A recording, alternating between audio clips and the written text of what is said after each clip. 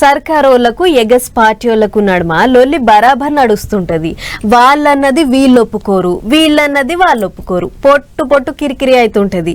ఇట్లనే తెలంగాణలో సర్కారోళ్ళు 2 ఏళ్లు మస్తు ఎగరబెట్టినమని ఉత్సవాలు చేస్తే ఎగస్ పార్టీ వాళ్ళు నిరసన చేసే కార్యం ముంగట్టేసుకుర్రు. ఇక చూడు పువ్వు పార్టీ వాళ్ళు పంచాది గట్టినే మోపు చేసిర్రు. అది వరకు ఎట్లుండే ఇప్పుడు ఎట్లున్నది?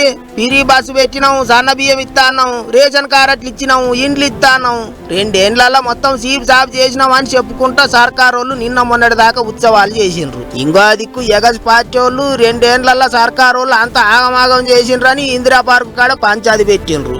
చెయ్యి పార్టీ వాళ్ళు అన్ని తీర్ల ఎలుగుల చేసినామని ముచ్చట్లు చెప్తుంటే పువ్వు పార్టీ వాళ్ళ ముచ్చట్లు చూడండి ఎట్లున్నాయో. ఏ విషయంలో మీరు మంచి పరిపాలన పేరు మీద, మార్పు పరిపాలన పేరు మీద, ప్రజా పరిపాలన పేరు మీద, ఇందిరమ్మ పాలన పేరు మీద మీరు పరిపాలన గద్దె మీద కూర్చున్నారో, 2 సంవత్సరాలు పరిపాలన చేశారో రేవంత్ రెడ్డి చెప్పాల్సినటువంటి అవసరం ఉంది. ఈ రోజు మీరు గ్రామాల్లో తిరిగి పోలీసులను పెట్టుకొని సభలు పెట్టుకోవడం కాదు, గిట్లా గట్టిగానే అరుచుకున్నారు. ఇందిరా పార్కు కాడైన లొల్లికి పువ్వు పార్టీ పెద్ద లీడర్లంతా పోయిండ్రు. కొలువులు ఇయ్యలేదు, కొలువులు లేని వాళ్ళకు నెలకింత ఇస్తామన్నారు, గా పైసలు ఇయ్యలేదు అన్నట్టు గట్టిగానే ఆర్చుకుండ్రు.